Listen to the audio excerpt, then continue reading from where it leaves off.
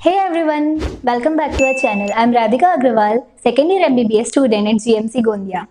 इस वीडियो में मैं आपको बताने वाली हूँ उन 5 की सीक्रेट्स के बारे में जिनकी मदद से मैं फर्स्ट ईयर MBBS में टॉप 5 में आ पाई। Let's get started. मेरे साथ एक बहुत बड़ी प्रॉब्लम हुआ करती थी। इनफैक्ट सभी के साथ ये होता है कि हम रीड करते हैं कोई टॉपिक, फिर उसे मेमोराइज करते हैं और फिर कुछ दिन बाद भूल जाते हैं और वापस से उस टॉपिक को रिपीट करते हैं। लेकिन इस प्रॉब्लम को सॉल्व करने के लिए यहाँ पे मैं आपको बताने वाली हूँ कुछ 5 secrets. First method is reading skills and grouping method. तो सभी चाहते हैं कि वो स्मार्टली पढ़े और उन्हें लंबा पढ़ना ना पड़े, बहुत लंबे समय तक बैठना ना पड़े। लेकिन हमारे जो MBBS में इतना ज़्यादा कोर्स होता है कि इन दोनों की कॉम्बिनेशन से ही हम सक्सेसफुल हो सकते हैं। तो कैसे स्मार्टली पढ़ना है हमें? तो जैसे जो भी आपका स्टडी सेशन होता है तो उसमें से कोई भी चैप्टर या टॉपिक पढ़ रहे हैं तो उसमें से पहले सब टॉपिक्स को कहीं लिख लीजिए। उसके बाजू में एक बॉक्स कर लीजिए और बॉक्स करने के बाद जब भी आपका एक एक टारगेट खत्म होते जाएगा, जो सब टॉपिक से छोटे छोटे टॉपिक्स खत्म होते जाएंगे, तो आप एक टिक कर दीजिए। उससे आपको एक सेल्फ मोटिवेशन मिलेगा। दूसरी बात है कि जब भी आप पढ़ते हैं उसे कोई भी टॉपिक को तो अंडरलाइन कर लीजिए इंपॉर्टेंट चीज़ें, वो आपको खुद से समझ में आती है कि इंपॉर्टेंट है। दूसरा कि ग्रुपिंग मेथड बहुत इंपॉर्टेंट है। तो ग्रुपिंग मेथड में क्या करना है कि कोई भी डेफिनेशन है तो उसे आप सपोज येलो कलर से मार्क कर रहे हैं, और कोई फैक्ट है तो आप ग्रीन कलर से करिए, और कोई जैसे कॉन्सेप्ट है तो उसे आप दूसरे कलर से करिए। तो उससे आप हर चैप्टर की जो डेफिनेशंस आएंगी उससे आपको एक अलग कलर मिलेगा, दूसरी चीज़ों को अलग कलर मिलेगा। तो ऐसे ग्रुप्स में डिवाइड करने के बाद एक इफेक्टिव स्टडी आपको हो जाएंगी। ऐसा मैंने किया था और मुझे इससे बहुत फ़ायदा हुआ था। Second method is consolidation of memory. अब जो भी हमने कुछ पढ़ा है इतने दिनों से, तो हमें अपने ब्रेन में इसे स्टोर करना है। तो मैं कैसे करती थी कि काफ़ी दिनों बाद जब मैं अपनी बुक्स खोलती थी तो मुझे प्रॉपरली सब अंडरलाइन बॉक्सेस और वो कलर कोडिंग जो मैंने फर्स्ट मेथड में बताई थी वो सब मुझे सेग्रीगेटेड फॉर्म में सब मिलती थी एकदम। तो मैं इनसे क्या सीखती थी, मुझे बहुत अच्छा लगता था कि सब सेग्रीगेटेड है और मेरा काम ईजी हो जाता था और मेरा काफ़ी टाइम सेव होता था। अब ऐसे ऐसे करते करते मेरे जो ब्रेन में है सारे जो डॉट्स होते गए एक के साथ कनेक्ट होते गए और मेरा काम बहुत ही आसान हो गया। और इसी प्रोसेस के टाइम पे मेरी जो शॉर्ट टर्म मेमोरी थी अभी तक वो लॉन्ग टर्म मेमोरी में कन्वर्ट हो गई है। और लॉन्ग टर्म मेमोरी में कन्वर्ट होने के बाद उसके बाद आप बहुत दिनों तक वो चीज़ को नहीं भूलते और आप पूरे कॉन्सेप्ट क्लियर कर चुके होते हैं। एक और चीज़, जो फर्स्ट मेथड है वो बैकबोन है हमारी सेकेंड मेथड ऑफ कंसोलिडेशन।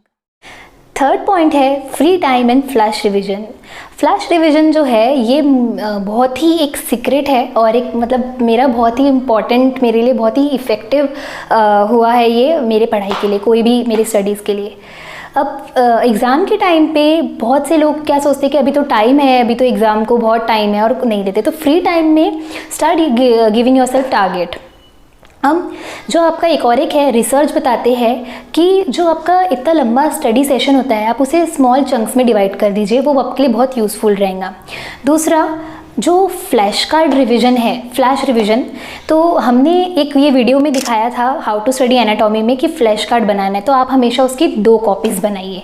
एक कॉपी को आप सेम फ्लैश कार्ड की 2 कॉपी, तो एक कॉपी को आप संभाल के रख दीजिए फॉर योर फर्दर रिवीजन जब आप प्रॉपरली स्टडी टेबल में बैठ के कर रहे, और एक जो कॉपी है आप उसे स्कैटर कर दीजिए। जैसे कि कुछ कॉपी को आप मतलब एक कॉपी मतलब कुछ फ्लैश कार्ड्स को पॉकेट में रखिए, कुछ पाउच में रखिए अपने, कुछ बैग में रखिए और कभी आप बाथरूम में भी स्टिक कर सकते हैं। तो उन फ्लैश कार्ड्स को जब भी आप अपने फ्री टाइम में आपकी नज़र पड़ेगी कि अरे हाँ मैंने कुछ पढ़ाई की थी, तो उस टाइम पे आपको याद आएगा कि आपके मन में वो चलता रहेगा, कुछ रिवीजन चलता रहेगा एंड आपके सबकॉन्शियसली आप सबकॉन्शियस माइंड में आप वो पढ़ते रहेंगे एंड ऐसे ही आप खुद एक्टिव रहेंगे और आपका माइंड अटेंटिव रहेगा। फोर्थ पॉइंट है एक्सप्लेन। अब इसमें क्या करना है, तो मतलब मुझे ये भी बहुत मतलब एक फ्लैश रिवीजन और एक एक्सप्लेन, ये मुझे बहुत हेल्प किया था एक्सप्लेन भी। मतलब जब भी आपको थोड़ा बोर होने लगे तो स्टार्ट रिवाइजिंग। तो this is a method of, एक बहुत ही एक्सक्लूसिव मेथड है रिवीजन की, जिसमें आपको क्या करना है, start explaining things to yourself. क्योंकि जब भी आप कोई चीज़ अपने आप को एक्सप्लेन करने लगते हो, मतलब you have to be your own teacher. ठीक है, जब भी आपको टीच करना रहता है खुद को कोई चीज़, तो आपका जो ब्रेन होता है वो ऑर्गेनाइज करता है उन चीज़ों को इन more logical coherent structures.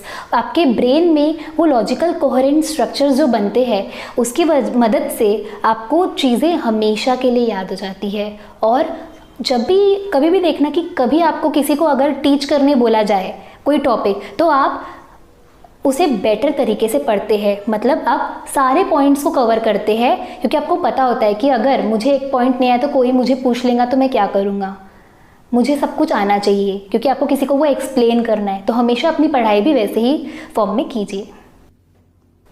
Last point, 5th, trend. What is the trend? Solve last 10 years papers. ये बहुत इंपॉर्टेंट ट्रेंड है, ये सभी बताते हैं, और मैंने भी लास्ट 10 ईयर्स पेपर्स के सारे क्वेश्चन बार बार देखे, क्योंकि यही होते हैं जो रिपीट होते हैं, because this is a trend. One more trend is draw and practice important cycles from biochemistry, important flow charts from physiology and important diagrams from anat. This is the important trend. One more thing, everyone asks me when to study and where to study. Then what you have to do, just study anywhere at any time. Are you a early bird or a nocturnal? Doesn't matter. Just surround yourself with study tools, flashcards, books, and आपका देखना एकदम बहुत अच्छी पढ़ाई होंगी और effective studies होंगी। तो ये थे हमारे कुछ 5 मेथड्स। आप कमेंट सेक्शन में बताइए हमें कि आपको इन 5 में से सबसे ज़्यादा इफेक्टिव कौन सी लगी, और बहुत सारे वीडियोज़ है हमारे चैनल में, उसे देखिए और स्टे होम, स्टे सेफ।